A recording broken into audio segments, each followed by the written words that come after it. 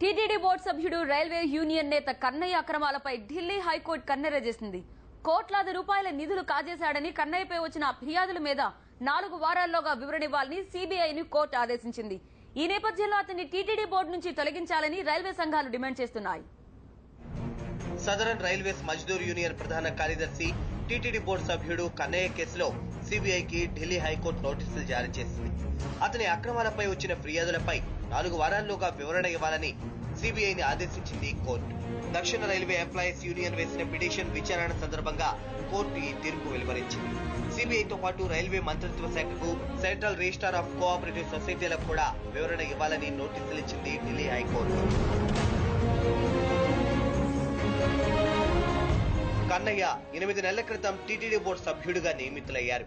ఆయన southern railways Mazdoor union ప్రధాన కార్యదర్శిగా కూడా ఉన్నారు. కన్నయ్యపై తీవ్ర నేరారోపణలున్నాయి. రైల్వే ఉద్యోగులకు చెందిన 1500 కోట్ల రూపాయలు ఆయన అక్రమంగా కాజేశారని దక్షిణ రైల్వే ఎంప్లాయీస్ యూనియన్ DREU ఆరోపించింది. తిరుచి రైల్వే సొసైటీ, చెన్నై సొసైటీల్లో రైల్వే ఉద్యోగులు దాచిపెట్టుకున్న డబ్బులను తెల్ల కాగితాలపై సంతకాలు పెట్టించి కన్నయ్య డ్రా చేసుకున్నారని పేర్కొంది. కన్నయ్య అక్రమాలపై DREU ఢిల్లీ హైకోర్టులో న్యాయ పోరాటం చేస్తోంది. కన్నయ్య ఆగడాలపై ఏమీ చేయలేక ఉన్నతాధికారులు సైతం చేతులెత్తేశారని DREU పిటిషన్ లో పేర్కొంది. గతంలో కనిపించకుండా పోయిన SRMU నేత నమశివాయ అదృశ్యం వెనుక కూడా కన్నయ్య హస్తముందని ఆరోపించింది. లోతుగా దర్యాప్తు జరిపితే కన్నయ్య పాపాల పుట్ట పగులుతుందని, నేరాల చిట్టా బహిర్గతమవుతుందని అంటున్నారు DREU నేతలు. దక్షిణ రైల్వే ఎంప్లాయీస్ యూనియన్ ఢిల్లీ హైకోర్టులో కేసు వేసింది. Tiruchi southern railway employees union cooperative సొసైటీలోనూ, చెన్నైలోని రైల్వే ఎంప్లాయీస్ కోఆపరేటివ్ సొసైటీలోనూ అక్రమాలు జరిగాయని కోర్టు దృష్టికి తీసుకెళ్లాం. ఈ 2 సొసైటీలను SRMU జనరల్ సెక్రటరీ కన్నయ్య పర్యవేక్షిస్తున్నారు.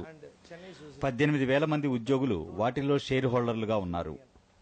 వీళ్ళకి ముందు జనరల్ సెక్రటరీని నమ్మచేవాయిని, అలాగే హరిద్వార్కి వెళ్లి ఇంకా మళ్ళీ తిరిగి రానేలేదు.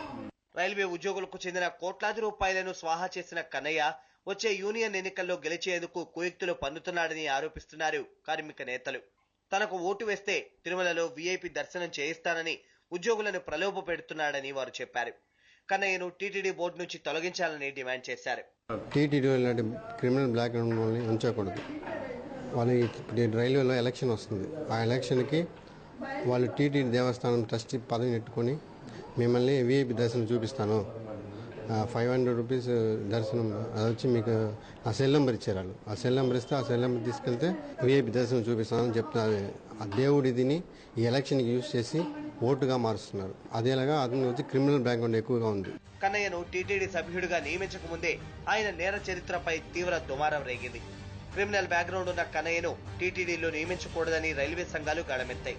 అయితే అదంతా ప్రత్యర్థులు చేస్తున్న దుష్ప్రచారమని కవర్ చేసిన కన్నయ్య ఢిల్లీ లెవెల్లో ఒత్తిళ్లు తెచ్చి టీటీడీ బోర్డులో బాగా వేశారు. విజయవంతంగా కొనసాగుతున్నారు.